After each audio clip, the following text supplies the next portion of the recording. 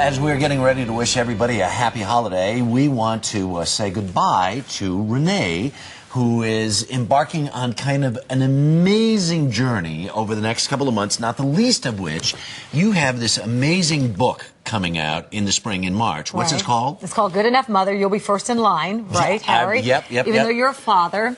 Those are my kids, by the way. Everyone who sees that, that's the book cover. Everyone who sees that says, those kids are like right out of Central Casting. Those are not models? They're adorable. They are not models. That's Casey and Cole. Because it's been my dream and my goal my entire life to write this book. And I thought, what am I going to write about? I'm going to write about parenting and my parenting style. And I do think of it as a style. Right. And the idea, though, was because you've taken notes. You take notes all the time because you're always coming in with these crazy stories about your kids. Is that really what this? Yeah, I mean, you know, I come home, my kids are pulling themselves across the hardwood floors in my 800 thread count sheets. I'm like, yeah, ma! But the idea was that I had so many friends, these mothers, who were like making themselves crazy, trying to be perfect for their kids. I said, you don't have to be perfect. You just got to be good enough. And that's where it came from. I mean, example. This really did happen last weekend.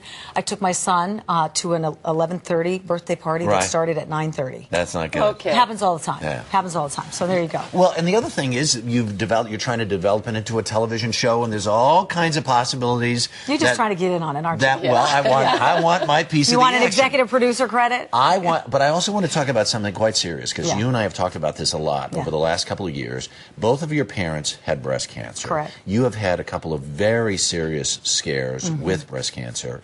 And for months now, we've had this ongoing conversation about what you've been talking about in terms of doing something in a proactive way about it for yourself. And what decision did you make? I mean, the thing is, every year I would go in for a mammogram, which is what you're supposed to do, women over 40, unless you have a family history, and then you start earlier. But I'd been going in every year, and every year I'd have a mammogram, and then that would be followed by a biopsy. Well, I mean, the last one was very aggressive, and I just felt like I needed to come up with a long-term solution for this. And so I've decided to have a prophylactic mastectomy, a bilateral prophylactic mastectomy, which will be in January. And you're going to be all right. I'm going to be okay. Thank yous to Patrice. To Patrice. Wait, now we have pictures. Listen, it takes a village. This is my makeup artist, Patrice. Thank you for everything. All right, next. Kim, the hairdresser. Yes. And Jahira, my trusted lieutenant. And to all the producers, too, who've worked so hard to make me look so good over the years. And to my on-air family, I'm going to miss you guys. There's Dave. Dave's in L.A. Newport Beach. Hey, you know what, Rene? I wanted to tell you I'm following your book up with a sequel, Not Good Enough Weatherman, and I hope we can work together in the future. We'll miss you, hon.